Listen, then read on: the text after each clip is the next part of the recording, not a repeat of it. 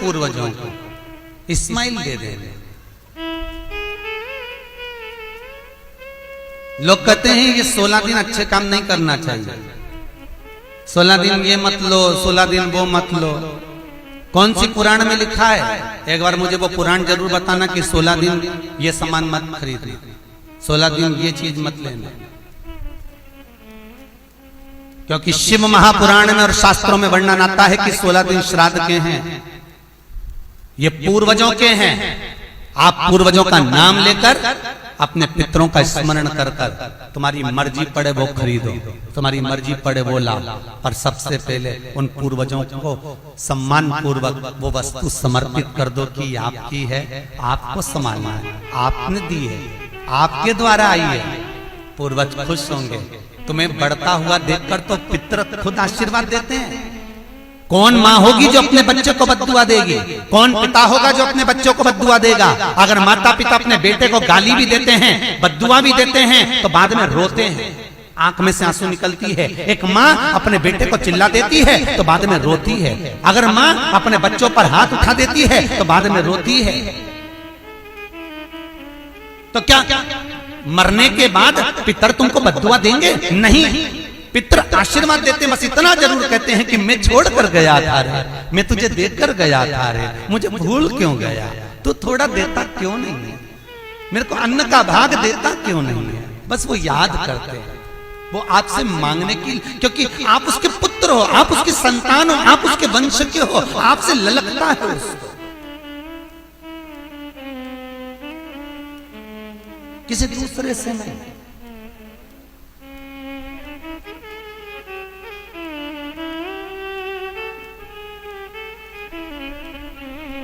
प्रेम दीजिए।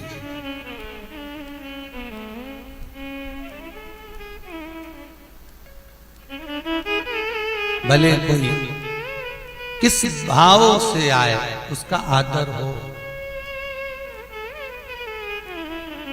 उसका सम्मान। कई लोगों का प्रश्न होता है, गुरुजी हम 4 भाइयों का परिवार है, पर पितृ दोष मुझ पर ही क्यों आ रहा है? मैं ही क्यों तकलीफ भोग रहा हूं? मेरे को ही क्यों कष्ट आ रहा है? मेरे ही क्यों पांव दुख रहे हैं? मेरे घर में क्यों ऐसी परेशानी आती है? सबकी सब तो सुखी है। ध्यान रखना, पितरों का जिससे लगाव होता है और जिसको पितरों ने दिया होता है, पूर्वजों ने दिया होता है, भगवान ने दिया होता है, लालसा उसी से होती है। भीख मांगने वाला, भिक्षा मांगने वाला भिखारी भी होता है, भिक्षुक भी होता है। तो गाड़ी देख लेता है कि 4 व्हीलर गाड़ी से आया है तो सेठ जी 10 रुपया देगा।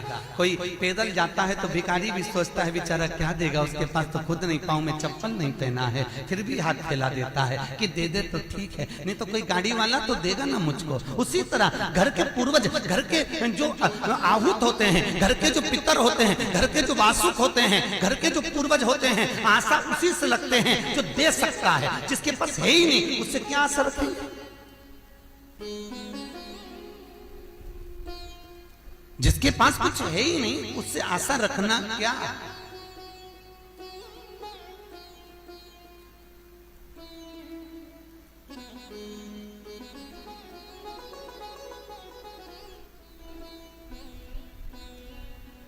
कई लोग कहते हैं गुरुजी हमारे पास देने के लिए कुछ भी नहीं, हम हमारे पूर्वजों को क्या? मत दो ना, स्माइल तो दे सकते हो। जिस दिन तुम्हारे पूर्वजों का श्राद्ध है, तुम्हारे पास में खिलाने के लिए अन्न नहीं है, तुम्हारे पास देने के लिए दान नहीं है, तुम ब्राह्मण को घर में नहीं बुला सकते, कोरोना महामारी चल रही है, तुम कुछ भी नहीं दे सकते, तुम्हारे पास देने के लिए वस्त्र नहीं, आभूषण नहीं, कुछ भी नहीं, मत दो। निवेदन है बस चेहरे पर प्रसन्नता रखकर, एक निवेदन है कि चेहरे पर प्रसन्नता रखकर उस दिन अपने पूर्वजों को याद जरूर करना और कह देना कि आप ही का दिया हुआ है जो हम खा रहे हैं, हम पर करुणा करना। हमारे पास कुछ भी नहीं है, डब्बे में से गुड़ या शक्कर निकालकर अरे गैस को लाइटर से जलाकर उसकी अग्नि में छोड़ देना, पर 2 दाने शक्कर के छोड़ना जरूर, जिससे वो जीवात्मा दरवाजे पर आकर भूखी ना जाए, उसके मुख में कुछ तो चला जाए और वो जीवात्मा तुम्हें आशीर्वाद दे जाए। तुम्हारे पास कुछ ना हो तो इतना तो दे सकते हो साहब। स्माइल तो दे सकते हो, प्रसन्नता तो दे सकते हो, मीठी वाणी तो दे सकते हो, अपने पूर्वजों को याद तो कर सकते हो, अपने इष्ट को याद तो कर सकते हो, जिसने दिया है उसका गुणगान तो गा सकते हो।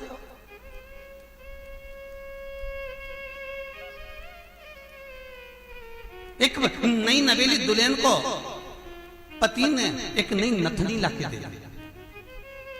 कबीरदास जी लिखते हैं, नथनी दी यार ने तो दिया बखान। यार ने केवल एक नथनी लाकर दी है, पति ने केवल एक नथनी लाकर दी है, सोने की बड़ी सुंदर, सबको दिखा रही है, घूंघटे में उघाड़ उघाड़ कर दिखा रही है, मेरे पति ने दी है। झुमका बार बार दिखा रही है, मेरे पति ने दी है, मेरे पति ने दी है। एक नथनी मात्र 2000, 5000, 10,000, 20,000, 25,000, 50,000, 1 लाख, 2 लाख की नथनी पति देता है तो सारे जगत को दिखा देते हो। वो परमात्मा देता है तो किसको क्यों नहीं बोलते कि उसने दिया है, उस पूर्वजों ने दिया है। वो छोड़ कर गए थे तो हम खा रहे हैं, अगर वो छोड़कर नहीं जाते तो रोड पर मिल जाते। लोग कहते हैं हमारी माँ ने हमको क्या दिया, हमारे पिता ने हमको क्या दिया, सब उसको देकर चले गए। भले वो किसी को दे जाएं पर आशीर्वाद लिए बगैर मत जाने देना। भले वो कितना भी पक्षपात करें, भले वो कितनी भी बेईमानी करें, भले वो कितना भी कपट करें, वो सारी जायदाद उठाकर किसी को भी दे दें, पर उन माता पिता का सम्मान जरूर करना, क्योंकि वो मरते मरते आशीर्वाद जरूर दे जाएंगे कि मैंने तुझे कुछ नहीं दिया, ले मैं तुझे आशीर्वाद देता हूँ, और तुम्हें आशीर्वाद मिल गया तो तुम निहाल हो गए। वर चाहिए, आशीर्वाद चाहिए, धन दौलत नहीं। श्राद्ध पक्ष की कथा कहती है, ये श्राद्ध पक्ष का जो वर्णन गरुड़ पुराण में कहा गया कि जीवात्मा सबसे पहले जाती है तो घर पर जाती है, जैसे जट्ठा और मट्ठा की कथा।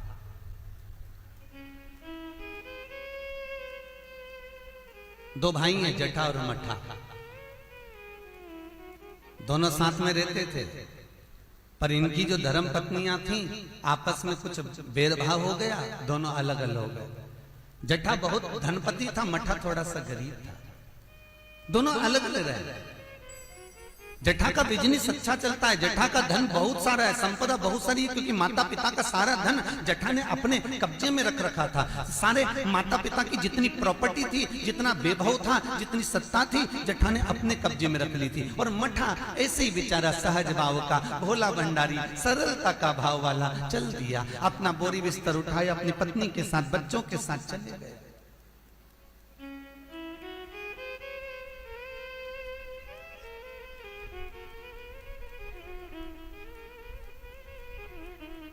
सोलह दिन श्राद्ध किया गया।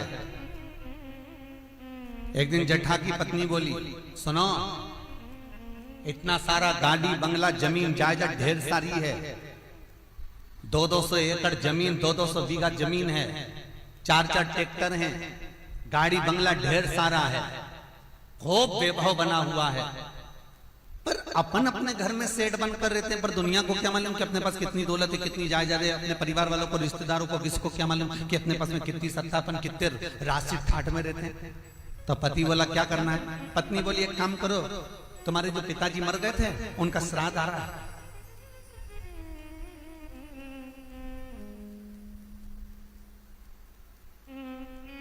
तुम्हारे जो पिता चले गए थे उनका श्राद्ध आ रहा है,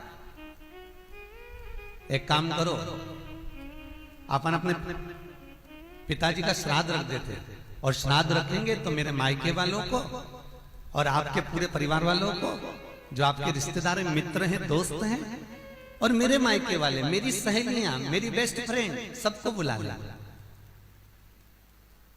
और उनको बड़े प्रेम से अपन भोजन करा देंगे।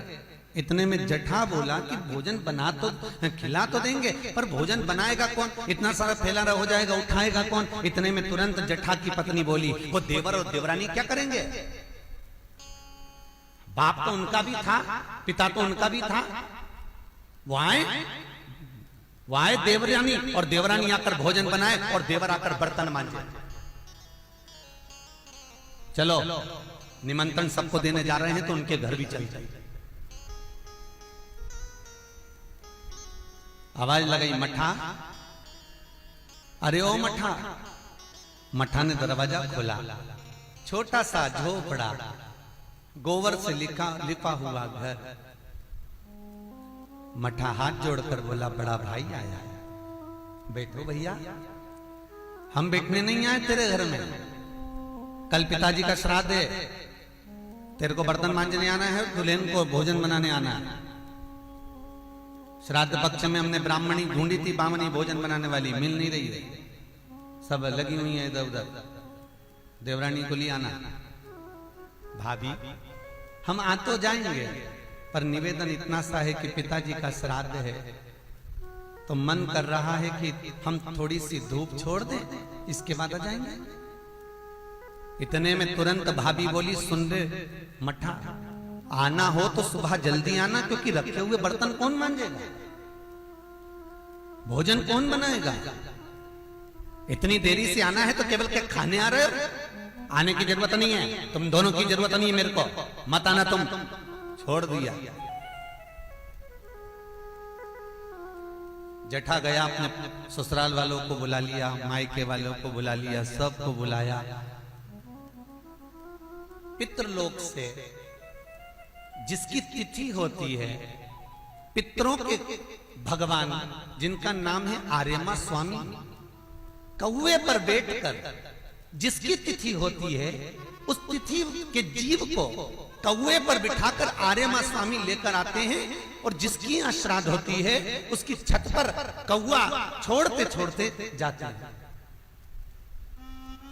इसलिए हिंदू धर्म में श्राद्ध में कौवे का बड़ा महत्व होता है, क्योंकि पितरों के देवता आर्यमा स्वामी कौवे पर बैठते हैं, और उसी कौवे पर हमारे घर के जीवों को लेकर आते हैं। और सबसे पहले वो जीव कहां जाता है श्राद्ध पक्ष में? बहुत ध्यान से सुनना गरुड़ पुराण का ये चरित्र। सबसे पहले वो जीव कहां जाता है? जो घर का सबसे पुराना घर होता है, जहां पर घर का बड़ा बेटा रहता हो, जहां पर घर का पुराना मकान हो, पुराना घर हो, वहां वो जीव जाता है। 3 वृक्ष पितरों के तुल्य हैं। पहला पीपल, दूसरा बट वृक्ष, तीसरा बेलपत्र का वृक्ष। बेलपत्र का वृक्ष कभी अनायास श्राद्ध पक्ष में आप कुछ भी ना कर पाए, कुछ भी ना कर सकते हो, तो एक पत्ते के ऊपर कोई सा भी पत्ता ले लो, चाहे पान का ले हो, कोई पीपल का ले हो, कोई भी पत्ते के ऊपर एक पुड़ी, थोड़ा मीठा थोड़ा नमकीन रखकर अपनी कामना कर कर अपने पूर्वजों के लिए इन 3 वृक्ष के नीचे 16 श्राद्ध में किसी भी एक दिन आपको भोजन को रखकर आ जाइए। अपनी कामना कर कर सुख का अनुभव होगा, पितरों को शांति मिलेगी। एक जट्ठा और मट्ठा की कथा हमने पहले कही है, वो भी हमारे पेज पे डली हुई है, आप उस पे से निकाल कर सुनना।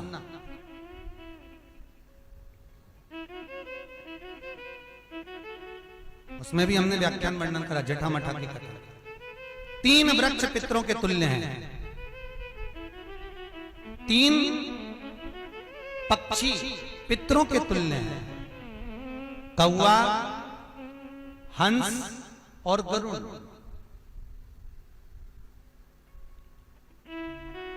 एक कौवा और एक स्वान, कुत्ता, ये 2 ऐसे होते हैं जिनको 20 मिनट पहले, आधे घंटे पहले, 1 दिन पहले, 24 घंटे पहले, 48 घंटे पहले क्या होने वाला होता है, कौवे को और स्वान को भान हो जाता है। क्यों?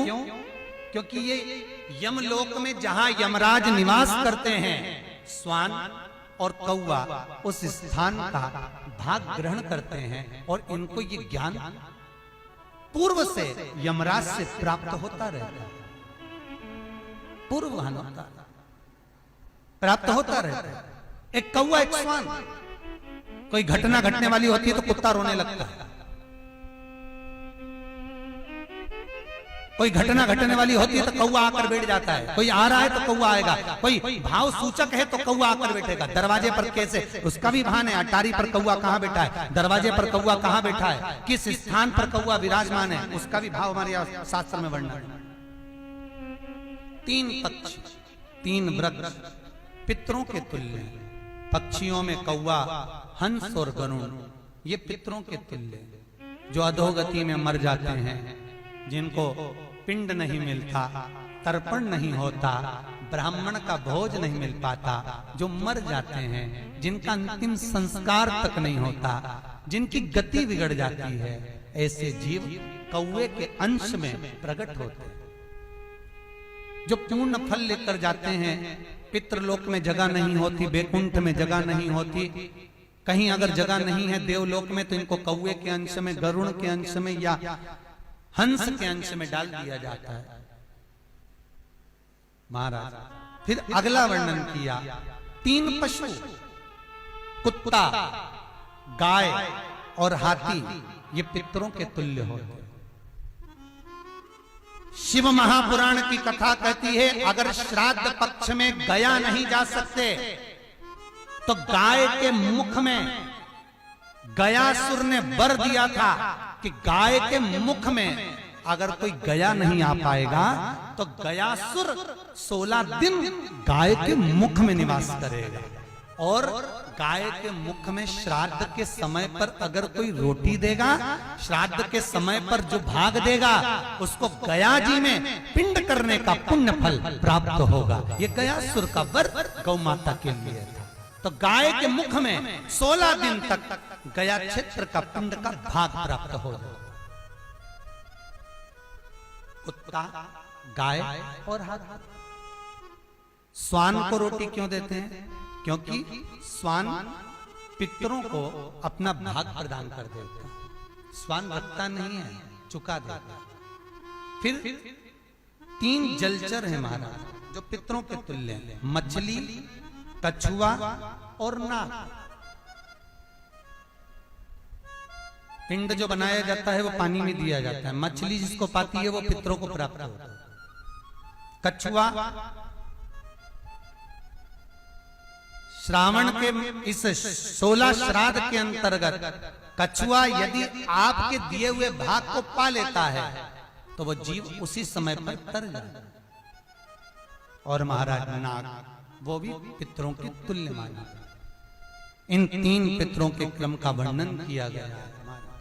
भगवान शिव ओगड़दानी बट का वृक्ष के रूप में ब्रह्मा को बना देते हैं और शंकर बटकेश्वर महादेव के रूप में विराजमान हो जाते हैं। ऐसा सुंदर प्रसंग शिव महापुराण में वर्णन किया।